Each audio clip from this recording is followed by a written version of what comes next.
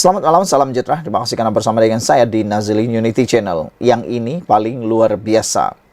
Adakah Peja akan letak jawatan esok? Itu persoalan besar di arena politik Malaysia hari ini. Orang kanan Peja akhirnya tampil, mahu supaya Peja letak jawatan Ketua Perikatan Nasional Negeri Sembilan. Rafi Mustafa yang juga timbalan Ketua Perikatan Nasional Negeri mendakwa Ahmad Faizal Azumu tidak lagi berminat menyandang jawatan itu. Pesuruhjaya PAS Negeri Sembilan menuntut Ahmad Faizal Azumu segera meletak jawatan sebagai Ketua Perikatan Nasional PN Negeri kerana didakwa tidak lagi berminat menerajui gabungan berkenan di negeri itu. Rafi Mustafa yang juga timbalan Ketua Perikatan Nasional Negeri Sembilan berkata, Faizal atau lebih dikenali sebagai Peja tidak memainkan peranan sebaik mungkin selepas PRN berakhir Ogos lalu. Kalau beliau rasa sudah tidak lagi berminat untuk teruskan tugasnya sebagai pengerusi PN negeri, sebaiknya serahkan segera kepada tokoh lain yang barangkali lebih sesuai dan dekat dengan Negeri Sembilan, kata beliau. Lagipun, ketika beliau ambil alih jawatan itu pun, memang ada suara-suara yang tidak berpuas hati, mempersoalkan kenapa melantik orang luar sedangkan ada saja tokoh daripada bersatu di negeri ini, katanya menurut Sinar Harian. Beliau berkata, jawatan Ketua Perikatan Nasional Negeri Sembilan diperuntukkan kepada bersatu dan mahu calon lain dilantik mengetuai gabungan berkenan di negeri itu. Katanya, kali terakhir beliau dan Faizal Azumu bersua muka dalam mesyuarat ialah dalam postmortem selepas 2 minggu PRN dan kini hanya berkomunikasi melalui kumpulan WhatsApp. Pasti ada masalah dengan beliau dan ketika menghadapi PRN lalu, saya rasa kerjasama kita sangat baik dan kalau diperhatikan, PN Negeri Sembilan memperoleh pencapaian baik apabila menang di 5 kerusi Dewan Undangan Negeri dan hampir menang di 10 kerusi apabila tewas dengan majoriti bawah 500. Kalau ada masalah dalaman, itu biasalah. Tapi kami dalam PAS memang tiada masalah dengan beliau, iaitu Faizal. Cuma daripada pandangan saya, Peja seolah-olah tidak lagi berminat, katanya. Faizal dilantik sebagai Ketua Perikatan Nasional Negeri 9 Jun lalu bagi menggantikan bekas ahli Parlimen Kuala Pilah, Edin Sazli Syed yang telah pun digugurkan. Saudara-saudara sekalian, akhirnya hari ini kita juga telah menerima keputusan yang paling ditunggu-tunggu, yaitu bersatu akhirnya menggantung ahli Parlimen Labuan selama 6 tahun. Kalau baru-baru ini kita juga digemparkan dengan keputusan untuk Kuala Kangsar, ini pula keputusan untuk ahli Parlimen Labuan tersebut.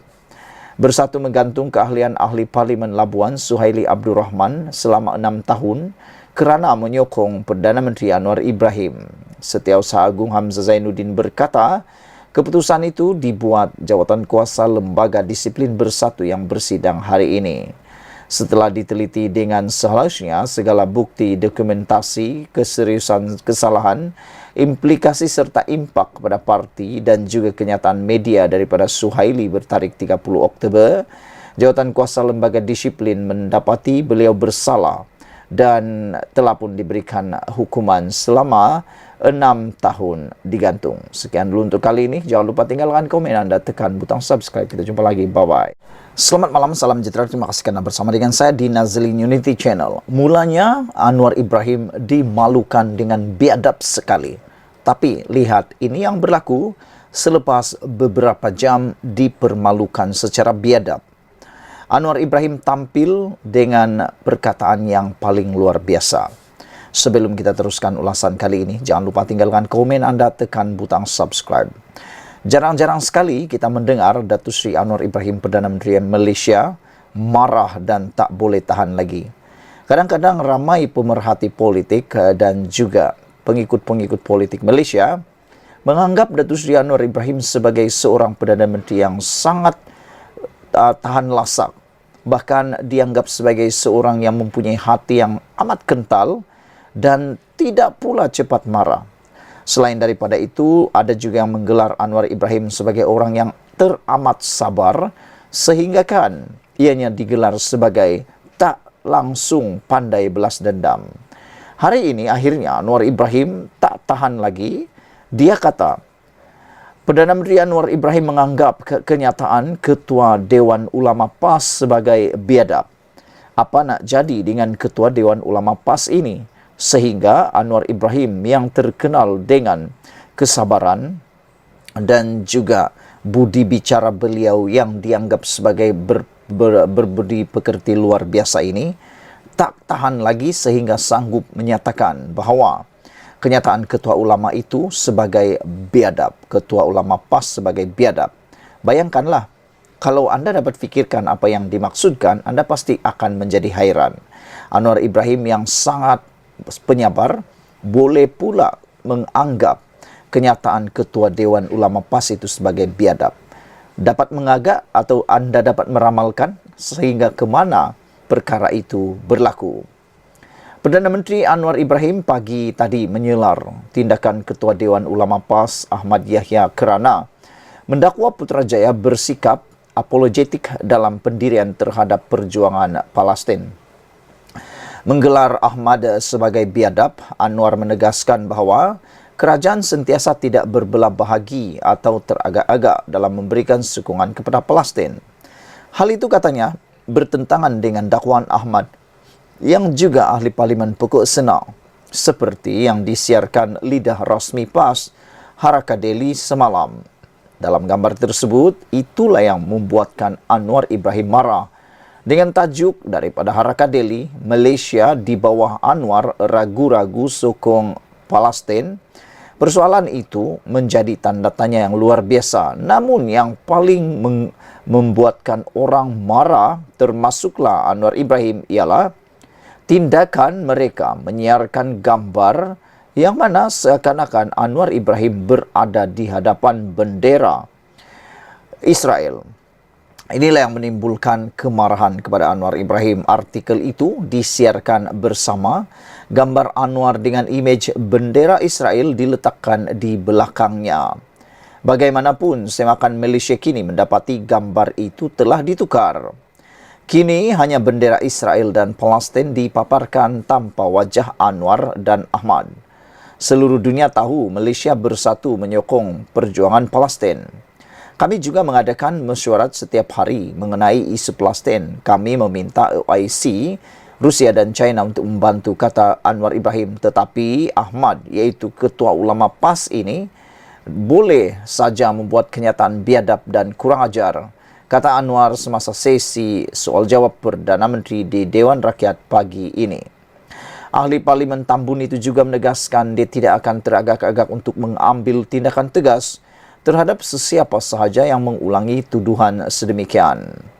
Kata Anwar Ibrahim, lain-lain boleh terima. Dengar baik-baik, kata Anwar Ibrahim, apa yang saya katakan.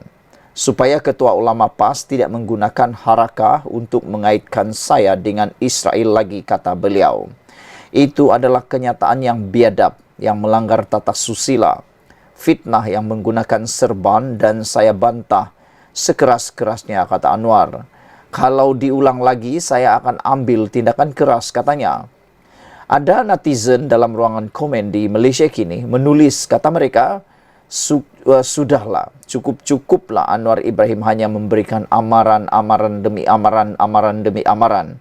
Kata mereka, kerana tindakan Anwar yang sering kali bersabar setahap dewa, sehingga kan hanya memberikan amaran demi amaran tanpa ada apa-apa tindakan yang tegas, membuatkan mereka naik kepala, kata beberapa orang netizen dalam ruangan komen. Apa pula pendapat anda?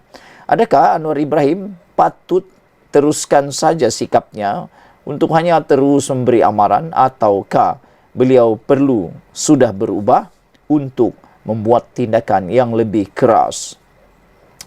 Ahmad kemudian bangun untuk memberi penjelasan terhadap kenyataan Anwar. Kata Ahmad, laporan portal rasmi PAS itu bukan bersifat tuduhan kerana ada tanda soal di akhir tajuknya.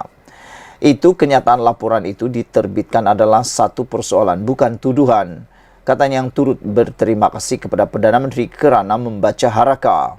Ahmad turut menjelaskan ia adalah sama saja dengan persoalan lain yang dibangkitkan dan dijawab Anwar, kata beliau.